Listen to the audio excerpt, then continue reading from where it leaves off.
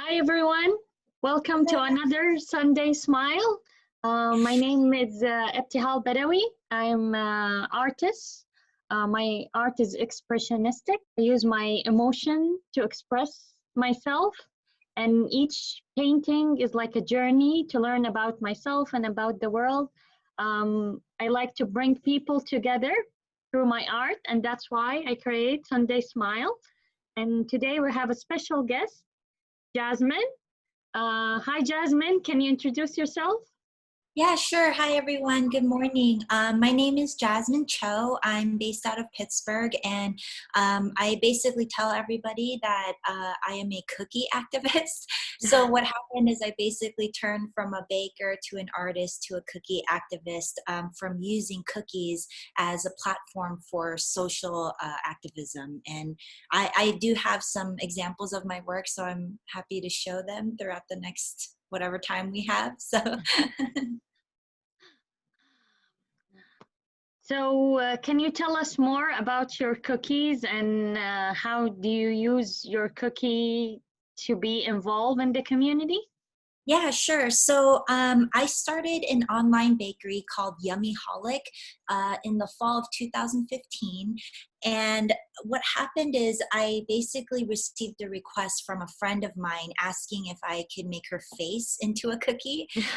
And that's basically how my portrait cookies started. And once those got online, they went viral. The attention was really hot for them. So I realized, I'm like, oh, you know what? I created this piece of art that is really effective at capturing people's attention. So I wanted to use my cookie art to direct people's attention toward issues that matter to me, which are usually matters of representation, you know, identifying as an Asian American woman.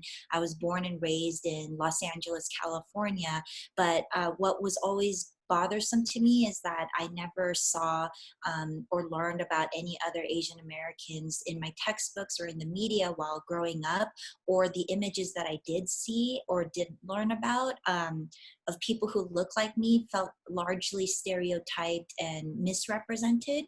So I started creating cookie art. Like, here's an example. Beautiful. This is one example of a cookie piece that I made recently for May, and May is Asian Pacific American Heritage Month. So I had an opportunity to create a series of portraits of different, you know, historical Asian American and Pacific Islanders. And this, her name is Patsy Takemoto Mink. She was actually the person who authored Title IX and allowed, you know, every American woman and girl to participate in college sports under Title IX. And of course, all the sexual harassment policies were drafted under her policy. And she was a Japanese American congresswoman. So I just feel like she did so much, and we don't hear, I didn't learn about her until like I was an adult. So this is one example. And she's also in my children's book, which I also authored and illustrated, but I'll get to that in a second. There was also more recent figures like Aquafina. I don't know if you're familiar with her, but her actual name is Nora Lum, but she's also kind of like a comedian. And she is the first Asian American woman to win a Golden Globe Award. And that just happened like last year. So, you know, sort of like past and present history is what I like to capture. And I'll show one more. This is someone who I like to talk about a lot. This is Sammy Lee. He was a Korean American Olympic gold medalist in diving. And I learned that he was actually barred from entering the public pools in his neighborhood because of how he looked, because he was Asian. So his neighborhood not only barred Asian people, but basically any person of color was not allowed in. But he overcame that obstacle battle by his coach digging out a sand pit in his own backyard for him to dive into, which is, I don't know how you dive into sand, but that's how he did it. And that's how he won an Olympic gold medal. And what I don't share as much about this, or I haven't talked as much about this, but Sammy also was like a military doctor and hero, but he was redlined. I don't know if you know what redlining is, but in American history, there was literally banks would have documents, and there was like a red line that would bar, again, people who were Black or any person of color from being able to buy a house in a certain neighborhood. So even though he was like an American Olympic gold medalist, the first Asian American to win a gold medal for the United States, he was a military doctor and hero, yet he was still, after all of those achievements too, he wasn't allowed to buy a home in a certain neighborhood in California because he was Asian. So it's just like these histories, these stories of discrimination against people who look like me, and not only stories of discrimination, but of like overcoming and perseverance and all that, I think are just so inspiring despite what race or what ethnicity you might be. And so I like to just share them through my medium, which are cookies. And I feel like that's one of the most palatable ways to share history. And then I mentioned again that I ended up writing a book. So I'm currently also a student in art therapy. And I was at Carlow University first studying art therapy as an undergraduate student. And so that program had a lot of, half of the program was traditional art studio classes and half is psychology. So one of my painting classes actually had a final project of where I was allowed to create a children's book if I wanted. So that's how this book came about. And so a lot of the figures that I just talked about, like Patsy Takemoto Mink and Sammy Lee, they're actually also all in this children's book of mine. Like this is more of my traditional watercolor version of Sammy Lee. And yeah, it's basically the book that I wish I had when I was little. And I had the opportunity to read this to kindergarten students as well. And I think the most memorable moment of that was not only when I walked into the kindergarten class, all of the Asian American students were like, oh my gosh, she looks like me. Is she Chinese like me? And, they were so excited. And, even like talking about how I had hair like them. It was so very moving and touching. But there was a part where I talk about this person, Yuji Ichioka, who was actually a historian and a Japanese American whose family was interned in the internment camps in American history. And the way that I wrote it for a child's perspective is I wrote like, during World War II, Yuji was unfairly jailed in a camp because his parents were from Japan. So he made sure history was reported correctly so that nothing unfair like that could ever happen again. So when I read this to the kids, I remember their reaction was like, oh my gosh, like their family went to jail? Like, oh, why? That's so unfair. And it was really powerful. So yeah, it's for kids and kids at heart alike. I think a lot of adults have responded very strongly to it as well. So that's basically, I don't know, sorry, I feel like I was talking so much there, but yeah, so I do cookies, I do traditional art, and that's kind of the body of my work. So It's amazing work. I love your book, and your cookies look amazing and look delicious too. Anyone have any questions, guys? Melissa?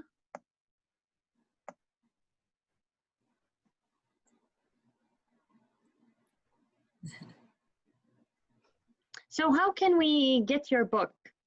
Yeah, great question. So I have a website, JasmineMCho.com. It's just my name. And you can order a direct copy from my website there, which I can autograph or sign for anyone you might want to gift it to. Otherwise, you could also just get it on Amazon, quick and easy. So if you get it from my site, it'll take a little bit longer, but yeah, Amazon is probably easier. And what about ask a question? Oh, yeah, I was going to say, how did you decide or find who to include in your book? Yeah, that's a great question. Basically, for the way that I approached my book, it was somewhat set within the parameters of my final project, which was to choose 15 portraits. So the only way that I was intentional about is to make sure that, you know, Asian American is such a huge umbrella identity that I wanted to make sure I try to capture as many different ethnicities and representations as possible. So there's like Hawaiian figures, there's Filipino Americans, there's Indian Americans, Japanese, Korean, Chinese. You know, so that was sort of my way of approaching my book specifically. And then at the end of my book, you'll see I included a family portrait. So that's actually me when I was a baby and my family. And the underlying, the ending message of my book is how it was really difficult for me growing up as a child, an Asian American child in this country, but how at least I was always comforted by my family, and how I could also be the person I want to see in my history books, like making the history. As far as the cookies, my cookie art, I choose it kind of based on just sort of who I'm inspired by in the moment. Sometimes they're based on what's happening in the world right now. So up to this point, I've focused on Asian American and Pacific Islanders, but with everything going on in the world, I've focused a lot more on different African Americans and people of the Black community to show support and solidarity. One thing I want to say though is that I've had difficulty actually creating, like, say, portraits of victims like George Floyd and Breonna Taylor, even though there's plenty of people who are doing that. But for me personally, it's so emotional, like you said, Tahal, about your art being an expression and a reflection of your life and experiences. I recognize that usually I create portraits of people who were more something like the people who weren't necessarily victims of violence. That's just been a really emotionally challenging body of work for me to try to pursue. So I would like to, but it's very emotionally difficult for me because I'm like sitting down for hours, you know, and it's harder. Yeah. I totally understand. Yeah. But your work is awesome. So if anyone can order your cookie, can you design like? Yeah, for right now, what I ended up doing is since the beginning of the year, I actually shifted my business model, I guess, or business approach. So it was becoming very unsustainable for me to create all these cookies, because you can see there's like just so much detail work in every piece of cookie. So when people were ordering these at like a dozen or several dozen at a time, it was so difficult for me because like I felt like a human machine, you know. So in order to avoid that, now I'm focusing more on working with larger organizations and companies to create, you know, just more like singular pieces of media projects. For example, I actually, I don't think this can be super public yet, but I worked with a cable network to do some cookie time-lapse videos for them. So that's sort of more of the direction I'm going in now. That's awesome. Yeah. Melissa, do you have any question? Huh? No, I apologize. I keep getting kicked out today, but now I can hear everything clearly. Yeah, I was just curious how you got started with cookies in the first place. I mean, obviously you like to cook and Right. you know enjoy making cookies, but what drew you to make portraits of them instead of just, you know, going on into crazy different types of cookies? Right. So I'm trying to remember. I know, like, I tell everybody how I used to, like, since I was a kid, I loved eating cookies and desserts and all that. So it started first with a love for consuming treats and desserts. And then it was in high school when I first learned how to bake. But specifically with the cookies, I think it just kind of organically happened where I was sort of messing around with sugar cookies, and I noticed how they were really kind of like a substitute for a blank sheet of paper. Instead, they were, you know, like an edible canvas for me to like play with. And I felt like there was a lot of freedom, but also that like kind of familiarity of like a blank canvas. So I started playing around with that a lot. And I think back in 2010 or so is when there was like this online contest called Crazy K-pop Music Video. And I ended up, you know, I'm, again, being Korean American, I did grow up with listening to a lot of Korean pop music. So I was inspired to enter, and I ended up creating all these cookies of 90s K-pop artists versus like present day K-pop artists, and did this whole cookie animation project. So I think that project is what I sent to a bunch of local bakeries to get a job at a bakery and get like real world experience. And then that landed me a job as like a head cookie decorator. So in some ways, like something I started out as like kind of like by chance ended up becoming my career. And it's just sort of the medium that I always felt most comfortable with. So yeah. It's fascinating because I know, having tried to decorate things myself semi-successfully, not even artistically, just semi-successfully, it's not an easy medium to work with. Right. Like that's so funny because for me, I think I really thrive with the tiny details. I hate making cakes. Like it's so much harder for me to like do something bigger. So yeah, that might also be why I avoid a different sort of pastry, for example. I really like the smaller details. So yeah. That's fascinating. Thank you. I'm always curious to know how artists end up choosing their favorite mediums. Yeah. It's amazing how in life we go in a direction, and then it turns out that it's supporting our purpose in life. Like you went to be the head of the cookie decoration, and now this is what you do. Right. Yeah. Yeah, definitely. You should just go for your passions. Just try anything out because you just never know. Like, yeah, I've said that before, like how, I don't know if you're familiar, but I had an opportunity to compete on Food Network. But when I got that call, I was like almost going to say no because I was scared. And like, I'm like, oh, what if I fail? I like embarrass myself on national television. But I said yes to the opportunity, and it ended up, you know, I won, and it ended up being like the most, you know, one of my most memorable, unforgettable experiences ever. So like that was a life lesson in that you should just say yes to every opportunity. You never know what can come of it. Yeah. That's amazing advice. Yes. Yeah. Sometimes we be afraid to try new things because it's new, but I think sometimes fear and excitement just mix together.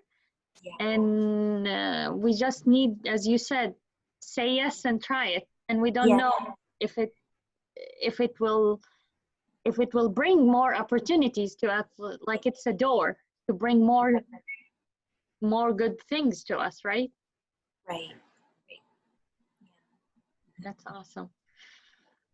So guys, do you want to ask any more questions? Okay, I'm gonna share the link for the book. Can you share the link in the Zoom chat? So if someone wanna order the book, I think it's an awesome book for kids to learn. And the cookies look amazing. Thank you so much for your work. Thank you. And for your book and for being with us today. Yes. So it's my link and an Amazon link. Wait, I just thought of one more question. Oh, yeah. That when you passed off the book, have you ever thought of doing similar books for other ethnic backgrounds? Because yeah, actually. That's fantastic. Yeah. I would love to, but I approach it very carefully. I think I'm so used to telling stories from a more personal perspective. If I were to do other ethnicities or other cultures, I think I would make sure that I'm collaborating, you know, so that it's like not my interpretation of their culture, but like working together. Maybe I just do the art part and they do the storytelling, but I would love to, like, even one idea I have is like doing I like building like gingerbread structures too. So I wanted to do like a Chinatown structure to explain the history of how ethnic neighborhoods came to be, because typically those neighborhoods are grown out of, again, discrimination. They can't buy houses here, so they end up all kind of culminating. So I thought it'd be super cool to build a book where I create different kinds of ethnic neighborhoods and tell their histories. So that's one idea I have. But Oh, it's fantastic. That's awesome. yeah.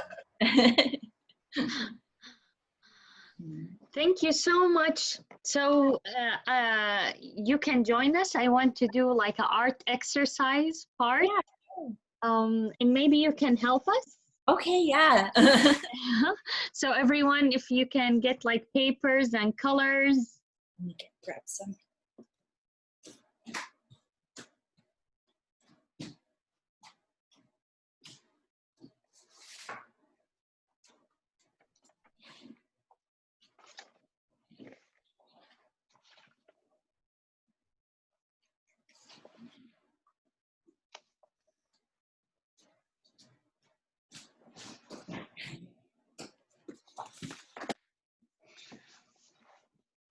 So I thought today we can do the yin and yang. So the yin and yang is a Chinese symbol for balance and harmony and the opposite forces of nature.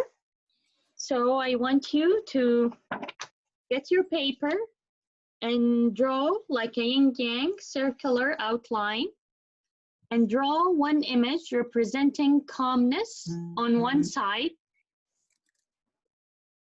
Can you hear me? And in the circle, and on the other image, you're presenting stress on the other side. And words can be included too. Can you hear me? I think I froze. Or maybe I Jasmine. hear you. I can't see you. We can hear you though. You're not frozen. Yes. Looks like I passed you my connection.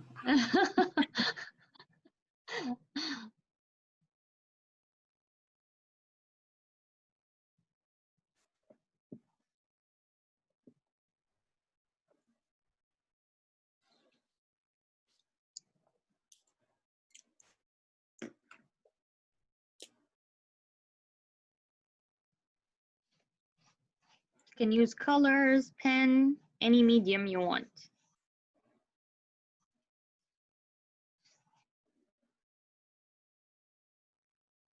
Sorry, could you explain again what we're doing? Okay. Eptihal? So you know the yin and yang?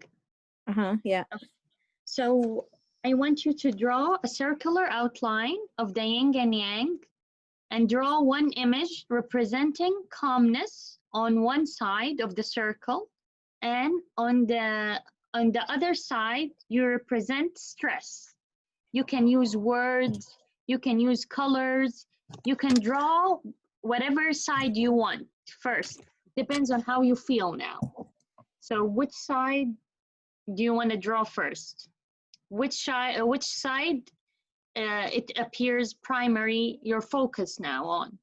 What type of things cause you stress in your life? Think of these questions when you draw. What do you do to lessen in anxiety and feeling of stress? What role does balance play in a healthy lifestyle? Think of that. So this is the outline, and I don't know if you can see it. I need to draw it faster.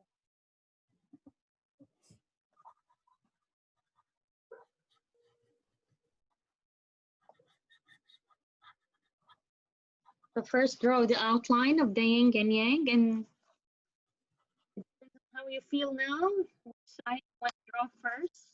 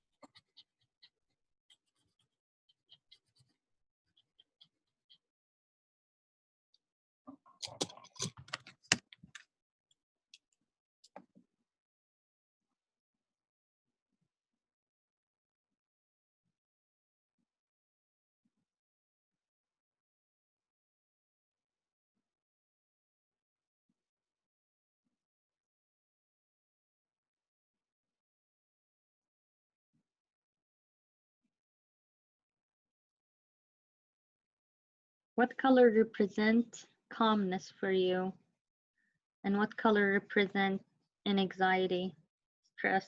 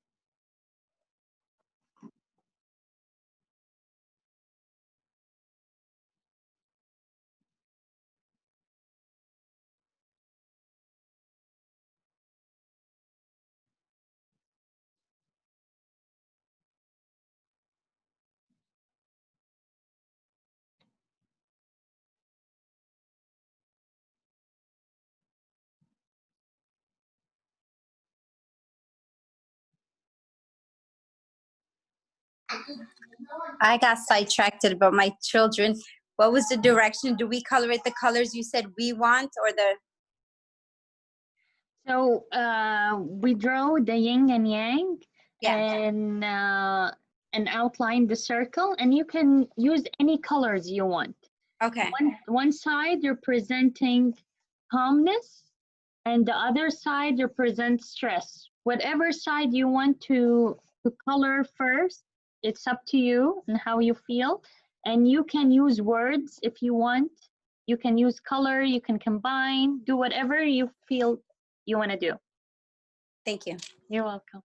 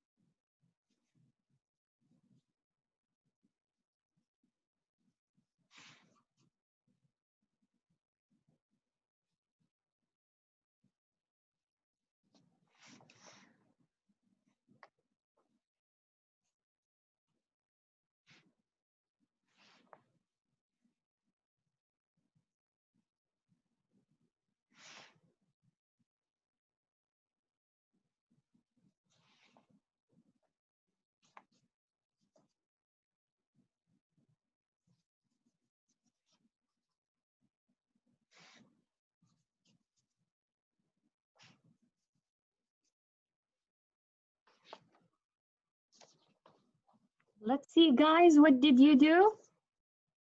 Can you get your paper up? This is what I did. Nice. I like it. Beautiful.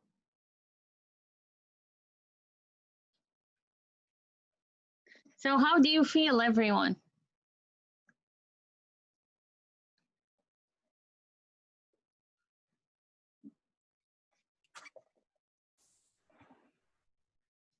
How do you feel after drawing the circle? It's nice to put in like your like images of what you think are like things that are make you happy and things where you feel more relaxed. It's nice to visualize that, to put that into a visual. And seeing the things that are associated with anxiety or the word, it just makes you realize like it's really like not that bad. Like it's not something like, it's not really realistic. It's, you know, to kind of like, you're like catastrophizing some of that stuff. So it's nice to put it on those two sides. It also gives you kind of a reminder that a lot of the stuff that stresses you out, you don't necessarily have to have it in your life, number one, and you also could control it by putting it into art. Because if you can draw it on a paper, you can also take care of it in real life. Yes, that's true. Thank you, everyone, for sharing. And I love everyone artwork. And I think for me, whenever I draw what I feel, it just makes me release that feeling, and it make me feel better. And it's okay. Sometimes we overthink it, but it's okay to be stressed sometimes. It's okay to have fear sometimes. It's like the yin and yang. It's like balance. So